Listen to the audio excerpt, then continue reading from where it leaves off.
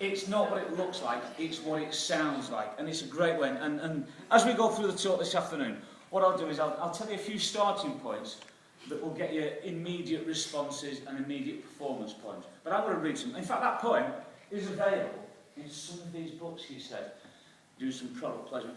That book, it came out about 11 years ago, and just when literacy hour was introduced, and suddenly teachers had to find different genres of poetry. And the main thought behind this particular book was, teachers were saying to me, where do you find a haiku on a wet Wednesday? With an hour to spare, you've got to do. So there's lots of genres of poetry, lots of styles, and lots of different poets in there. The Mr. Moore poem is in the performance poem. It's also in this book here, actually, The Truth About Teachers. When I go around schools, that book is extremely popular with kids. And also, the guy who did the drawings for this book is a man called David Parkins, who draws Dennis the Menace for the Beano. And you can see from the cover there, the teacher looks very much like the teacher out the Bash Street Kids, and it's absolutely fantastic. So, but poetry is a great one, and as I said in the introduction, it's a great one for boys as well, because a lot of the books have cartoons in, a lot of the poems are funny, they're short, and they return to them. If I go into a school, I spend the first hour, although yesterday it was an hour and 20 minutes, right, doing an assembly for the whole school. So you've got aged, 4-year-olds to 11-year-olds, and most of the poems have choruses to join in with, actions to join in with. It's like Mr. Moore for about an hour and a half, really.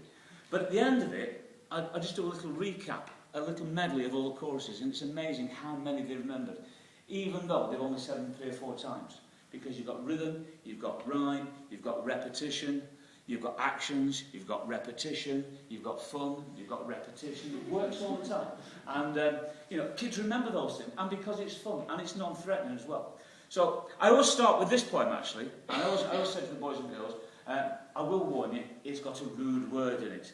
At which point, all the little ones go, ooh. And the year 6s go, yeah. And the teacher's going, oh no. Because we have to teach them afterwards, Mr. Cookson. So I was saying, well, I'll warn you, I'll put my hand up when I get in it. And it's one of the first poems I ever wrote for children, actually. I wrote this many, many years ago. In fact, this is my 25th year of being a poet as a job. I've got to the stage now where I visit schools. And I'm in schools 4 or 5 days every week. And I was in a school last week, and the teacher said, I'm glad you've come in because you came to my last school. I said, where did you teach? She went, no, I was in year 4. Thank you, I feel really upset. And you did that poem as well, and this is the poem she was talking about. Mum used Prickstick instead of lipstick, then went and kissed my dad. 2 days passed, both stuck fast, rude word. It was the longest snog they ever had. At which point